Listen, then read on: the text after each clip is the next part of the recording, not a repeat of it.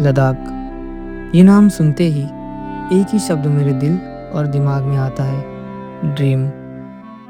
एक ऐसा ड्रीम जो मेरी तरह लाखों लोगों ने देखा है। आज मैं उस ड्रीम, उस सपने को अपनी आंखों से देखने जा रहा हूँ। उसकी खूबसूरती, उसके रॉ नेचर और उसकी शांति का एक्सपीरियंस करने जा रहा हूँ। जब मैं छोटा था तब टीवी पर पहली बार मैंने लद्दाख को देखा था। वो बर्फ से ढकी पहाड़ियाँ, वो नीला आसमान और वो सन्नाटा। ऐसा लगता था जैसे किसी और ही दुनिया का हिस्सा हो। उस वक्त मेरे दिमाग में एक ही सवाल था, ये जगह कहाँ होगी। और जब जाना कि ये जगह हमारे देश यानी हमारे इंडिया में है, तभी दिल ने एक फैसला कर लिया था कि एक दिन ज़रूर जाऊंगा। सालों बीत गए, जिंदगी बदलने लगी, सपना कहीं छुपने लगा, लेकिन कहीं ना कहीं मेरे दिल में वो लद्दाख जिंदा था। आज मैं यहाँ हूँ, लद्दाख आंखों के सामने है। वही ठंडी हवा, वही सपना, लेकिन इस बार हकीकत बनकर। कुछ सपने वक्त लेते हैं पूरे होने में, पर जब पूरे होते हैं तो जिंदगी भर के लिए एक कहानी बन जाते हैं।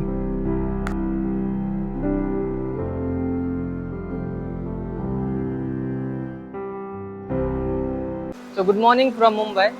अभी मैं हूँ मुंबई के बांद्रा टर्मिनल रेलवे स्टेशन पर। यहाँ से हमारी जर्नी रहेगी देश की राजधानी यानी कि नई दिल्ली तक। आज का दिन हम लोग के लिए काफ़ी चैलेंजिंग रहेगा, क्योंकि हम लोग जो है जनरल कोच से यहाँ से ट्रैवल करने वाले। ऑलमोस्ट 20 से 22 घंटे लगेंगे। तो मिलते हैं आपसे डायरेक्ट देश की राजधानी यानी कि नई दिल्ली।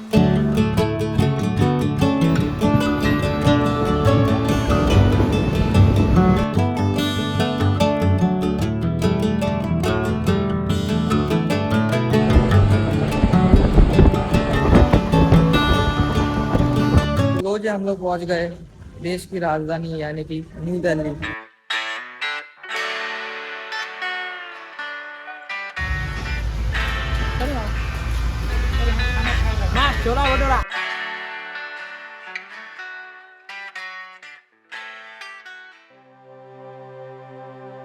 ISBT Kashmiri Gate Delhi. यहाँ से रोज़ाना दोपहर 12:10 पर HRTC की एक गवर्नमेंट बस लेह की ओर चलती है। मैंने भी उसी बस को पकड़ा और निकल पड़ा अपने सफ़र पर।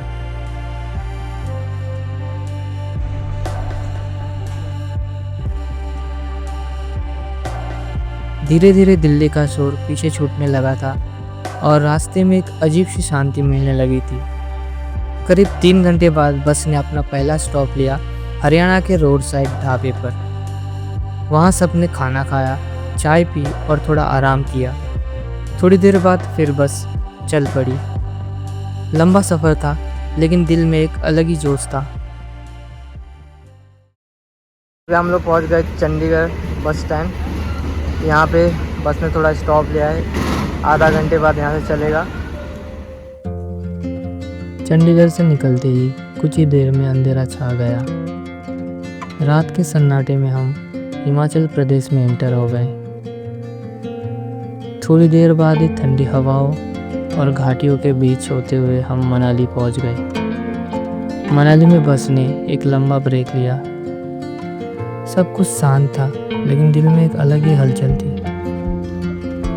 ब्रेक के बाद बस जब दोबारा चली तो लग रहा था जैसे पूरी रात एक इंतज़ार है सुबह के उस नज़ारों का, जिनके लिए हम ये लंबा सफ़र तय कर रहे थे। हम लोग पहुंच गए केलोंग बस डिपो। यहाँ पे मतलब कि शिफ्ट होने में कम से कम आधे घंटे से ज़्यादा लग गया। 5:30 बजे बस निकलेगी, ये 5 बज गए। केलोंग से निकलते ही नेचर ने जैसे अपना असली रूप दिखाना शुरू कर दिया था। हर तरफ खूबसूरत वादियाँ, बादलों के साए पहाड़ों को छू रहे थे और नदियाँ अपने ही धुन में बह रही थी। रोड के दोनों तरफ हर एक मोड़ पे एक पोस्ट कार्ड जैसा लगता। कभी कभी तो ऐसा लगता जैसे हम किसी पेंटिंग के बीच से गुजर रहे हो।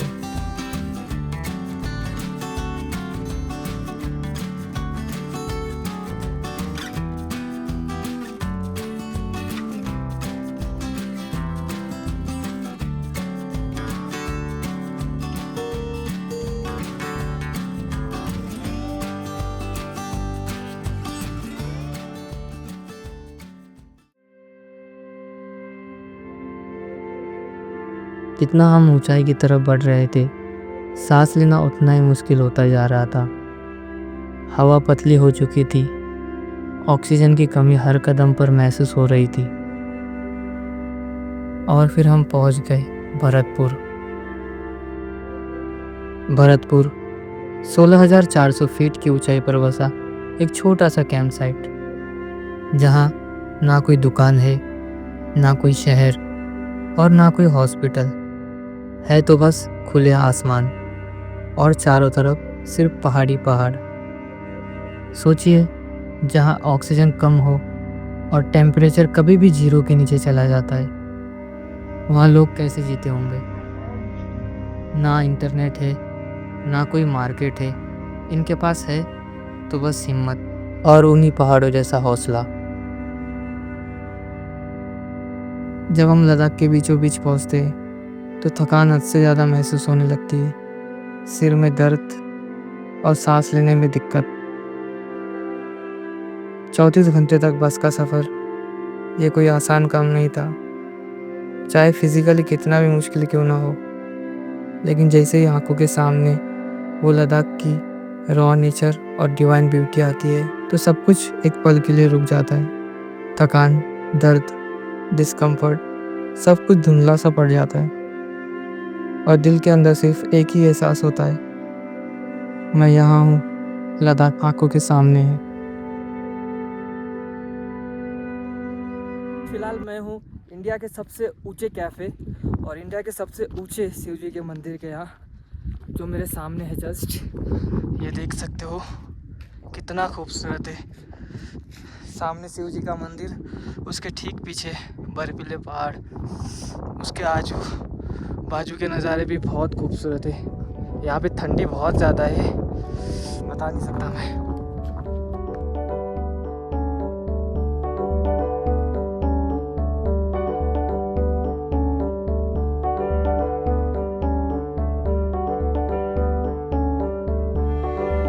और अंत में हम पहुंच गए लेह, एक ऐसा शहर जो 11,500 फीट की ऊंचाई पर बसा है। गुड मॉर्निंग फ्रॉम ले। तो अभी हम लोग है ले सिटी में। कल रात को हम लोग काफ़ी लेट पहुँचे थे और बहुत ज़्यादा थक भी गए थे, तो जिसके रीज़न से हम लोग ने वहीं पर होटल वगैरह सब बुक करवा लिया था। तो आज का दिन हम लोग के लिए काफ़ी इंटरेस्टिंग रहेगा, क्योंकि आज हम लोग घूमेंगे ले मार्केट।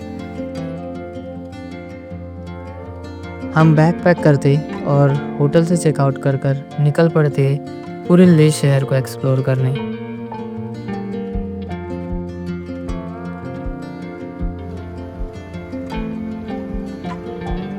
यहाँ की हवाओं में एक अलग सा सुकून महसूस होता है।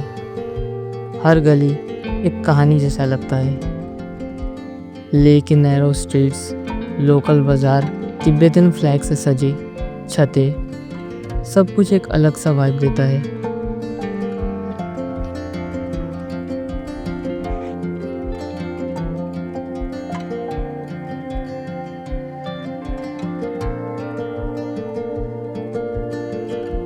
लोगों से बात करते हुए, लोगों से रास्ते पूछते पूछते हमें पता चलता है यहाँ के सबसे फेमस पॉइंट लेह पैलेस के बारे में। लेह पैलेस 17वीं सदी में बना एक राजसी महल है। ये महल उन दिनों को याद दिलाता है जब लद्दाख एक स्वतंत्र राज्य हुआ करता था। लेह पैलेस लद्दाख की शान है। लेह पैलेस के पुराने दीवारें आज भी वैसे ही टिकी हुए जैसे उन दिनों हुआ करते थे, एकदम शांत, लेकिन अपने अंदर एक पूरा इतिहास समेटे हुए। जब हम पैलेस की छत पर पहुंचते हैं तो सामने फैला हुआ पूरा लेह शहर दिखता है। अभी मैं बैठा हूँ ले पैलेस के एकदम टॉप पर और बहुत ज़्यादा अच्छा लग रहा है, दिल को सुकून मिल रहा है और बहुत ही खूबसूरत प्लेस है। ले सिटी के एकदम ऊपर बसा एक खूबसूरत पैलेस है, जहाँ पर आप आओगे तो इसकी हिस्ट्री और इसके आर्किटेक्चर देखकर आपको और भी ज़्यादा खुशी होगी। बाकी यहाँ से पूरा ले सिटी का खूबसूरत व्यू देखने मिलता है और क्या ही बताऊँ। लॉन्ग लाइफ के लिए आप लोग हिंदू में ओम मनी पद्म करते हैं और ना, कोशिश हाँ, करता वैसे हूँ में। यहाँ के लोगों से पद्म को करते यहाँ का कल्चर समझने की। अच्छा अच्छा। हैं। ये से- तो अगर आप ले आते हो, ले सिटी आते हो, तो एक बार ज़रूर विज़िट करना ले पैलेस। और ले पैलेस के ठीक सामने है सेमो मोनेस्ट्री, जो काफ़ी खूबसूरत है। तो हम लोग अभी वहाँ भी जाएंगे। सीमो मोनेस्ट्री, जो यहाँ का सबसे फेमस और सबसे खूबसूरत मोनेस्ट्री है। तो अभी हम लोग वहीं जा रहे और कुछ इस तरीके के रास्ते हैं, बहुत खूबसूरत, डिफ़िकल्ट है पर बहुत खूबसूरत है।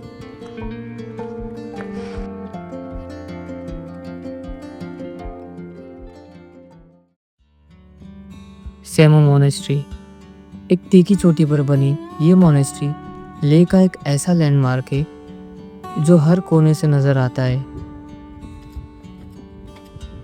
यहाँ की शांति और यहाँ के आर्किटेक्चर को देखकर एक सुकून सा महसूस होता है, और ये सब एक्सपीरियंस करना किसी सपने से कम नहीं लगता। यही थी मेरी और लद्दाख की कहानी। मिलते हैं आपसे एक नए वीडियो में एक नई कहानी के साथ।